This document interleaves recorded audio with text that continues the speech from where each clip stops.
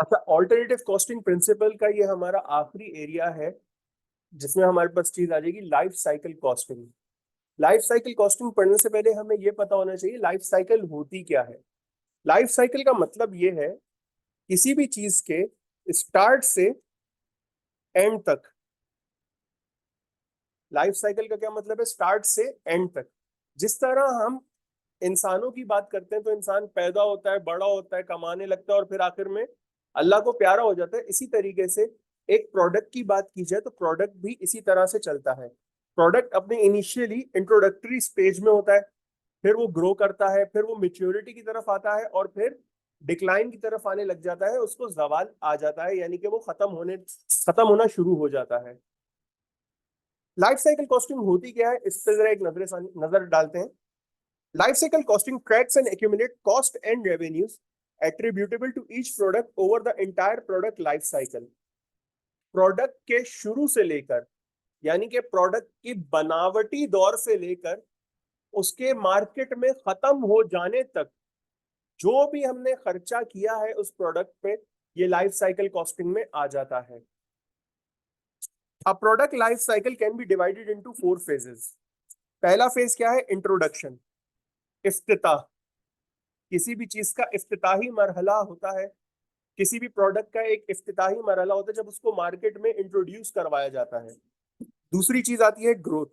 फिर वो आहिस्ता आहिस्ता जो है ग्रो करने लगता है, मार्केट में लोग उसको पहचानने लगते हैं, उससे वाकफियत होती है लोगों की। फिर आता है मेच्योरिटी की तरफ। मेच्योरिटी का मतलब ये है कि अब उस प्रोडक्ट का नाम चलता है मार्केट में। अब उसके अगर कोई सब्सटीट्यूट भी आप लेने जाते हो तो उस प्रोडक्ट का नाम लेके आप सब्सटीट्यूट लेते हो, ये इतना मेच्योर हो चुका होता है। और फिर आखिर में आता है डिक्लाइन।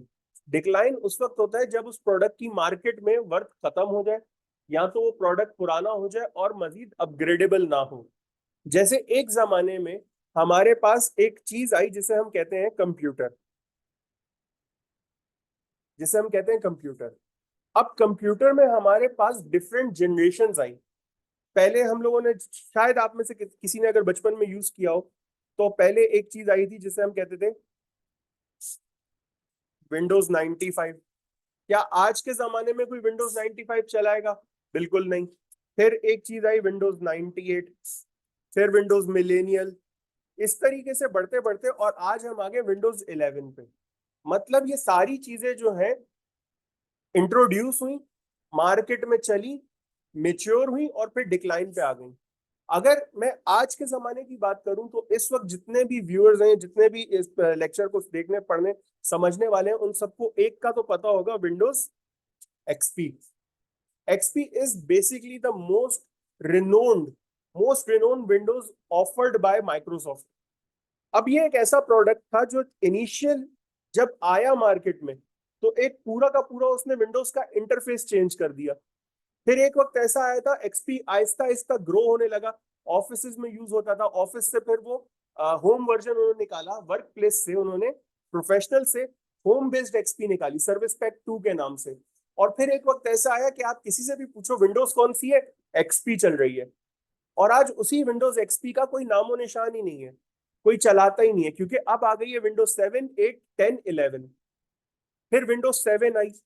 विंडोज 7 बहुत ज्यादा चली, सेम तरीके से 3 सर्विस पैक निकाले, होम पे निकाला, प्रोफेशनल पे निकाला। और अब विंडोज 7 को कोई पूछता नहीं है, विंडोज 10 पे बात कर रहे हैं, विंडोज 11 पे बात कर रहे हैं। करंटली अगर आप मुझसे पूछते हो कि विंडोज 11 क्या है, तो मैं कहता हूँ विंडोज 11 इस वक्त अपने इंट्रोडक्टरी स्टेज पर है। मतलब लोगों को पता है कि विंडोज 11 आ गई, लेकिन लोगों ने अभी उसको अपनाया नहीं है, ग्रो नहीं कर रही वो। अभी वो इंट्रोडक्शन पे है। जिसके पास है वो चला रहे, जिसके पास नहीं है उसको फर्क नहीं पड़ रहा।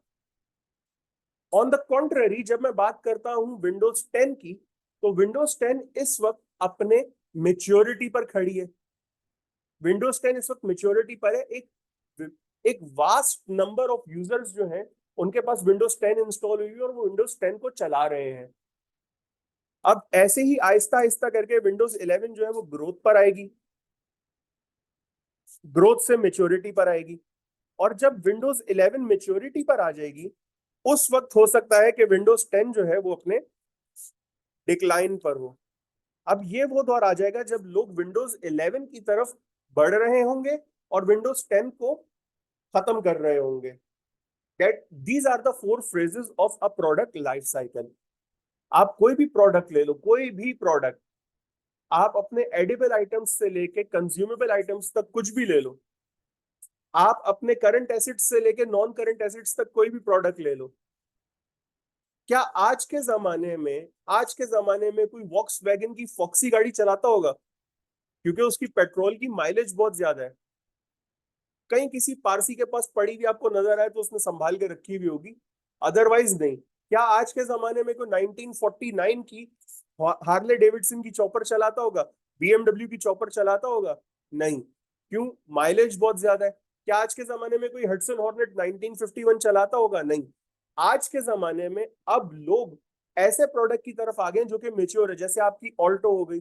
पाकिस्तान में अगर बात की जाए तो ऑल्टो है, करोला है, अभी चंगान की जो बाइक गाड़ियां आई हैं वो सारी अच्छी गाड़ी हैं। ये वो चीजें हैं जो इस वक्त अपनी मेच्योरिटी पर आ गई हैं, जिनको लोग बहुत ज्यादा फास्ट कंज्यूम कर रहे हैं, खरीद रहे हैं, इस्तेमाल कर रहे हैं। तो ये अपनी इस वक्त मेच्योरिटी पर आ गई हैं। जबकि अगर मैं बात करूं पुरानी जमाने की गाड़ियों की, लाइक शेरिट डिक्लाइन पर है, मेहरान खत्म हो चुकी है, खैबर खत्म हो चुकी है, ये वो सारी गाड़ियां हैं जो अब यूज नहीं हो रही। तो ये अपनी डिक्लाइन स्टेज पर आ चुकी हैं। आई बिलीव ये चीज सबको समझ आ गई होगी। अच्छा, अब आगे बढ़ते हैं, ये इंट्रोडक्शन स्टेज क्या होती है, थोड़ा सा अब हर स्टेज को हम तफसील में पढ़ते हैं ताकि हमें पता रहे कि किस तरीके से प्रोडक्ट लाइफ साइकिल चलती है। तो इंट्रोडक्टरी स्टेज या इंट्रोडक्शन स्टेज क्या होती है? प्रोडक्ट इंट्रोड्यूसेस इन मार्केट, प्रोडक्ट इंट्रोड्यूसेस इन मार्केट। एक जमाना था, पहला स्मार्टफोन आया मार्केट में, लोगों को उस वक्त स्मार्टफोन का इतना पता नहीं था, लेकिन जब वो पहला स्मार्टफोन मार्केट में आया तो उसने मार्केट में आके लोगों को एक चीज दिखाई ना कि हाँ फोन ये भी हो सकता है। सही। Heavy capital expenses on product development. जब पहला स्मार्टफोन बना होगा तो उन्होंने कितनी डेवलपमेंट में इखराजात इनकर किए होंगे कि क्या इस फोन के अंदर कैमरा लग सकता है, क्या इस फोन के अंदर MP3 प्लेयर हो सकता है, क्या इस फोन में वीडियो प्लेयर हो सकता है, एंड मोस्ट ऑफ ऑल, क्या टच स्क्रीन हम इजीली दे सकते हैं लोगों को? क्योंकि अब तक जितने भी फोन आए थे देवर टाइप कीबोर्ड वाले, या कोई एक का दुक्का टच एंड टाइप नोकिया का फोन आता था, वो भी सिम्बियन वर्जन में। लेकिन ये पहला फोन निकला जो एंड्रॉयड वर्जन में था, टच स्क्रीन के साथ था, कैमरा भी उसी में था, MP3 भी उसी में था, वीडियो प्लेयर भी उसी में था, वीडियो रिकॉर्डिंग भी उसमें होती थी। और मजे की बात, इस फोन में कीपैड नाम की कोई चीज नहीं थी। That was the first smartphone ना। अब कितना उनको डेवलप करने में इसमें खर्चा आया होगा कि हम एक ऐसा फोन बनाए जिसमें कीपैड फिजिकली मौजूद ना हो, एक ऐसा फोन जिसमें टेंजिबल कीपैड ना हो, फिजिकल नजर ना आ रहा हो लेकिन मौजूद है कीपैड। पहला स्मार्टफोन जब निकला, potential customer will be unaware. अब जब पहला आईफोन आया था, कितने लोगों को पता था कि एप्पल एक फोन निकाल रहा है? वर्ल्ड वाइड कितने लोगों को पता था? नहीं। शायद यूएस में ज्यादा लोगों को पता होगा क्योंकि यूएस बेस्ड कंपनी है एप्पल। लेकिन क्या वर्ल्ड वाइड सबको पता था कि एप्पल ने एक नया फोन निकाला है? नहीं। Very low demand. जब लोगों को पता नहीं था तो क्या लोगों ने खरीदा होगा? जब किसी को पता ही नहीं तो खरीदेगा कौन? Start earning some revenue. फिर जब हम उसको इंट्रोड्यूस करते हैं मार्केट में तो इनिशियली हम प्राइसेस कम रखते हैं। कम प्राइसेस रखने का क्या मतलब है कि यार मेरी चीज मार्केट में जरा बिके, मेरी चीज मार्केट में जरा नजर आए, लोगों को पता चले कि हाँ ये चीज कोई इंट्रोड्यूस करवाई गई है। मोर स्पेंडिंग ऑन एडवर्टाइजमेंट। एप्पल वालों ने कितना खर्चा किया था? If you don't have an iPhone, you don't have an iPhone with all the features in it. ये सारी एप्पल की टैग लाइन्स हैं, ये सारी एप्पल की टैग लाइन्स हैं जो एप्पल ने अपने फोन को इंट्रोड्यूस करते हुए यूज की हैं। तो ये सारी चीजें एप्पल ने बताई, लोगों को बताया कि भाई मैं मार्केट में ऐसी भी कोई चीज लेकर आया हूँ। Try to gain market share. और उस वक्त एप्पल ने मार्केट शेयर हासिल करने के लिए कितना कुछ किया। जब आपके पास नोकिया की सबसे बड़ी मार्केट थी, जब आपके पास सैमसंग ने एक बड़ा मार्केट शेयर अपने पास रखा हुआ था, जब एलजी किसी को आगे नहीं आने देता था, ये उस वक्त की मैं बात कर रहा हूं जब आईफोन मार्केट में आया, लोगों को पता ही नहीं था एप्पल फोन भी निकाल सकता है। एप्पल का उस वक्त सिर्फ मैकिनटॉश नाम आता था जहन में, कि मैकिनटॉश नाम का एक कंप्यूटर है एप्पल का, बस। नोकिया, सैमसंग, एलजी, इस मार्केट को कैप्चर करने के लिए एप्पल ने कितनी मेहनत की होगी। ये सारी इंट्रोडक्टरी स्टेज थी। फिर आते हैं ग्रोथ पे। ग्रोथ पे आते हैं, मार्केट गेन शुरू कर दिया उसने, एप्पल ने। अब लोग मार्केट में एप्पल को जानते थे कि yes there is a phone which has a built in camera that allows you to capture wide angle photographs with panorama technology and allows you to capture videos on 30 frames per second in a VGA camera। 30 frames per second दे रहा है आपको। तो market में लोगों ने बात करना शुरू की, क्रिएट डिमांड। जिसने यूज किया उसको अच्छा लगा, यार ये तो अच्छा छोटा सा फोन है, कीपैड नाम की कोई चीज ही नहीं है, उसी में सब कुछ है फोन के अंदर, अलग अलग सॉफ्टवेयर आप चला सकते हो, ब्राउजिंग आप कर सकते हो उसके अंदर। It's a wifi supported phone, 3G supported है, 4G सपोर्टेड है। इंक्रीज इन सेल्स रेवेन्यू, और जब डिमांड बढ़ी तो ऑब्वियसली लोगों ने खरीदना शुरू किया, सेल्स भी इंक्रीज हुई, स्टार्ट गेनिंग प्रॉफिट।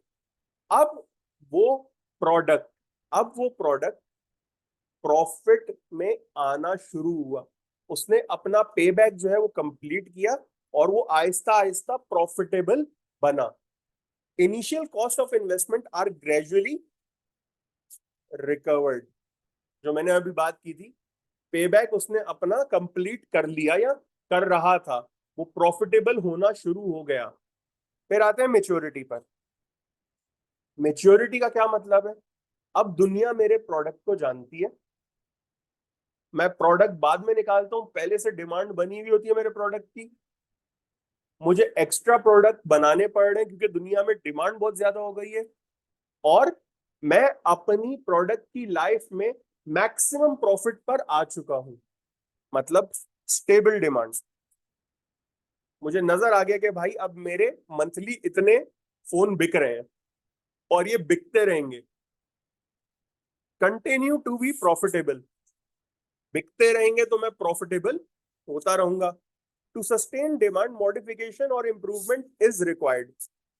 जब पहला आईफोन आया था तो फिर उसके बाद दूसरा क्यों आया, तीसरा क्यों आया, अब आईफोन 15 तक क्यों आ गए? क्योंकि अगर मैं चाहता हूं मेरे प्रोडक्ट की डिमांड रहे तो मुझे उसमें आहिस्ता आहिस्ता इंप्रूवमेंट्स लानी पड़ेंगी, रिसर्च एंड डेवलपमेंट करता रहूंगा मैं, तभी तो जाके मेरा प्रोडक्ट जो है वो इंप्रूव होगा, मार्केट में बिकेगा और मेरे प्रोडक्ट की डिमांड कायम रहेगी।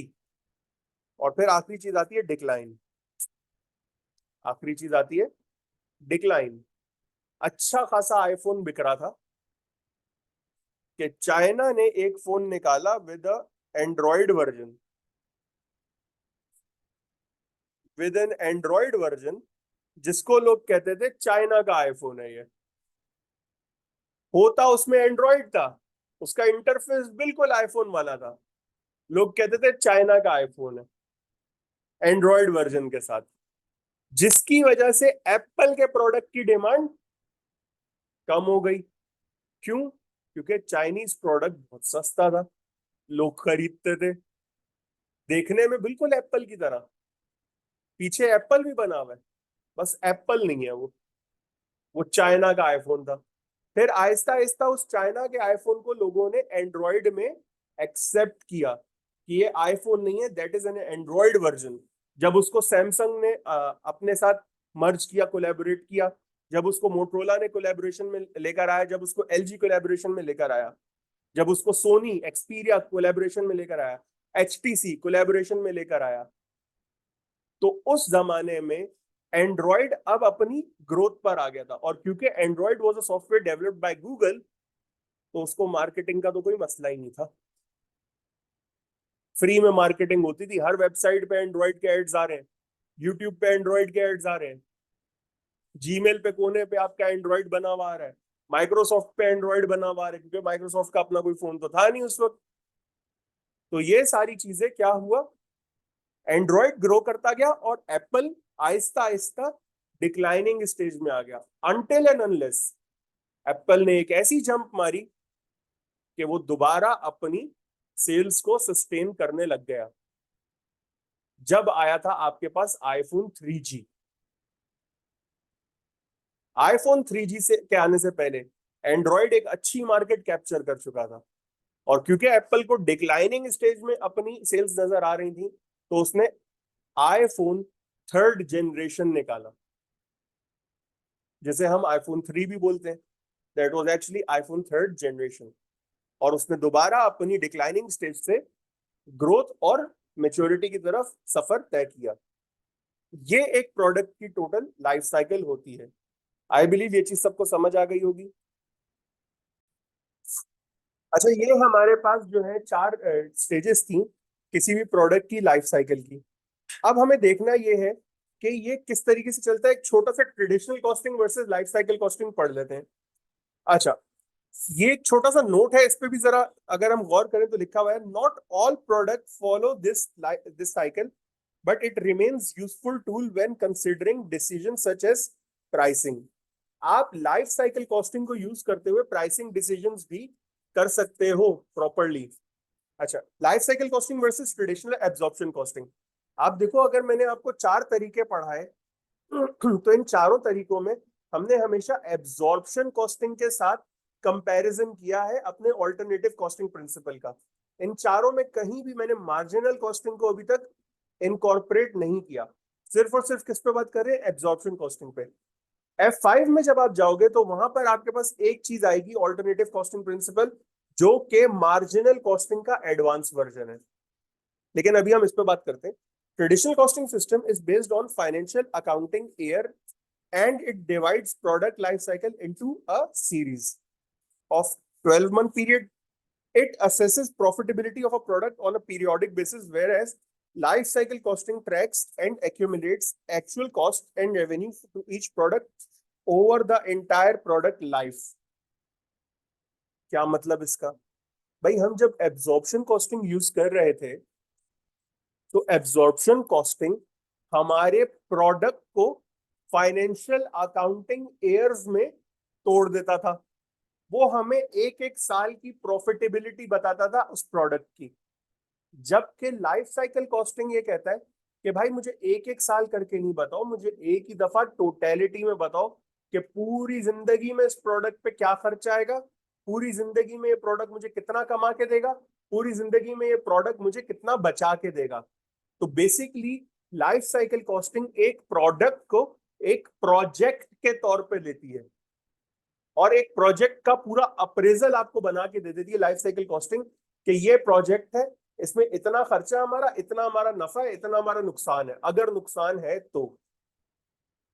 Traditional costing system does not relate research cost to the product that cost them.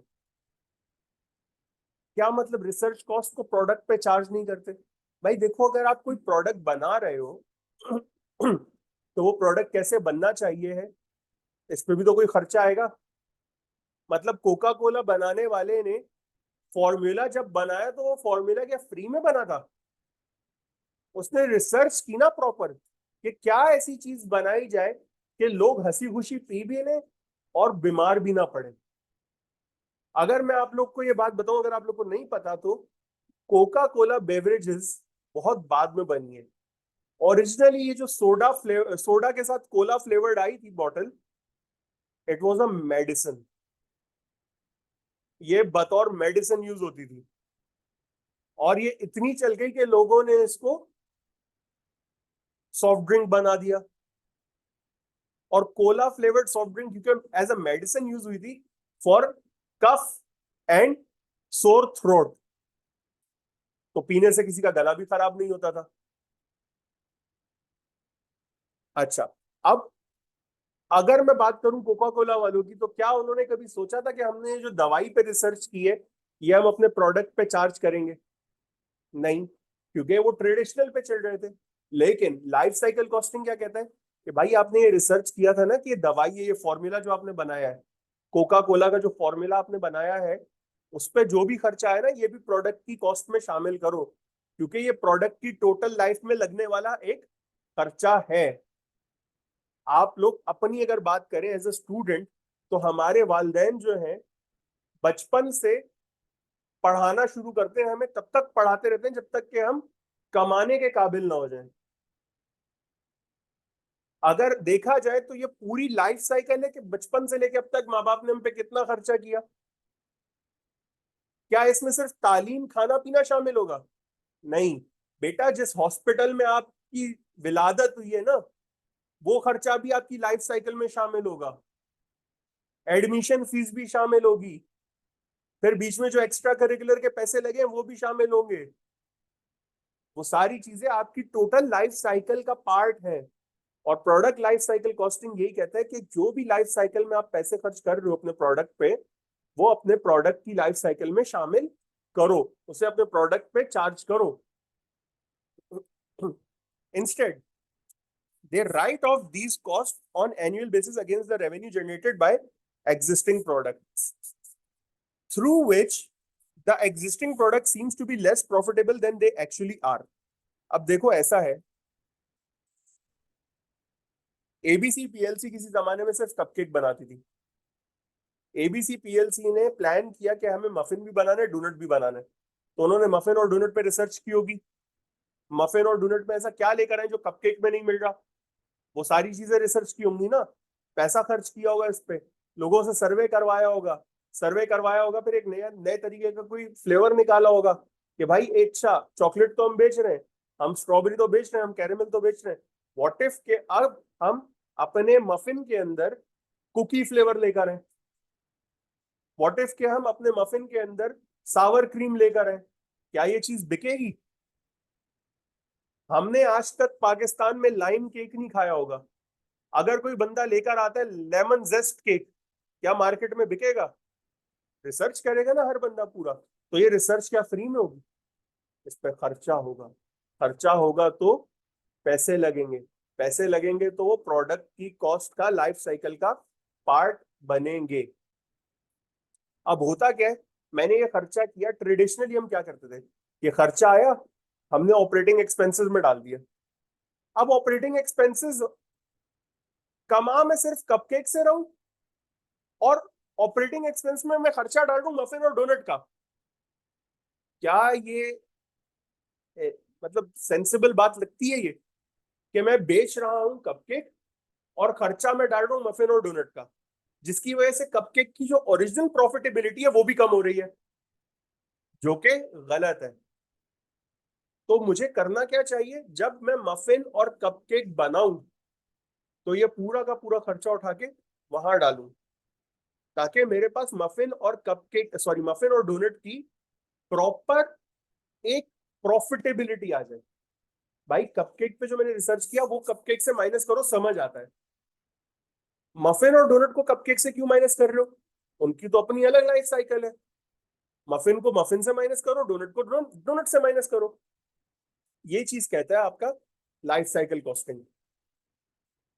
अच्छा, अगली चीज, traditional costing system charge non production cost as period cost, but life cycle costing charge non production cost to which it relates. अगर research and development में कर रहा हूं तो क्या ये प्रोडक्शन है? R&D is a non production overhead. MA1 पहली class, cost classification by function, function में नॉन प्रोडक्शन ओवरहेड में पहली चीज आती है research and development. Research and development related to any new product is a non production overhead. Life cycle costing क्या कहता है कि भाई इसको उस प्रोडक्ट पे रखो। अगर मैं रिसर्च एंड डेवलपमेंट कर रहा हूं किसके लिए, मफिन के लिए, तो मफिन में रखो। सही है, इसको जो है आप पीरियड कॉस्ट कंसिडर नहीं करो, ये वन टाइम कॉस्ट नहीं है, उसकी पूरी लाइफ पे लगने वाली कॉस्ट है ये, तो उसकी पूरी लाइफ के हिसाब से इस कॉस्ट को आप डिस्ट्रीब्यूट कर दो। ये चीज समझ आती है। अब पढ़ते हैं advantages of life cycle costing. Full understanding of individual product profitability. जब मैं प्रोडक्ट वाइज बात कर रहा हूं तो मैं बता सकता हूं ना कि शुरुआत से लेकर आखिर तक इस प्रोडक्ट की क्या प्रॉफिटेबिलिटी बनेगी, फुली अंडरस्टैंडेबल प्रॉफिटेबिलिटी बना सकता हूं मैं। मोर एक्यूरेट फीडबैक इंफॉर्मेशन, क्या मतलब मोर एक्यूरेट फीडबैक इंफॉर्मेशन, समझना जरा इस चीज को। मैं एक प्रोडक्ट बनाने जा रहा हूं, मैंने मार्केट में उसको लॉन्च किया, वो प्रोडक्ट मार्केट में पिट गया, पिट गया, नहीं चला। जैसे आपका Samsung Galaxy S7, Galaxy series के फोन कितने चल रहे थे, फिर मार्केट में आया S7, S7 Edge, जेब में रखे हुए लोगों की पेंट जल गई, पड़े पड़े गर्म हो के बैटरी में आग लग गई, तो वो प्रोडक्ट मार्केट में खत्म हो गया, नहीं चल सका। क्या इसकी वजह से सैमसंग के बाकी के प्रोडक्ट भी खराब है? नहीं, सैमसंग ने सिर्फ अपना गैलेक्सी S7 बाहर निकाल दिया क्योंकि उसको पता था कि इसी फोन में मसला आ रहा है, तो उसने सिर्फ वो ही फोन बाहर निकाला। उसके पास एक एक्यूरेट फीडबैक था कि भाई ये फोन है जो लोगों को तंग कर रहा है, ये फोन है जिसकी वजह से हमारी सेल्स डाउन हो रही है, तो उसने मार्केट से सिर्फ वही फोन उठा लिया वापस, क्योंकि उसके पास एक एक्यूरेट इंफॉर्मेशन थी। सही। Cost reduction and revenue expansion opportunities more apparent. अब इसका क्या मतलब है? अगर मुझे नजर आ रहा है कि भाई मेरा प्रोडक्ट इसमें मजीद मुझे कोई इन्हांसमेंट या चेंजेस की जरूरत नहीं है,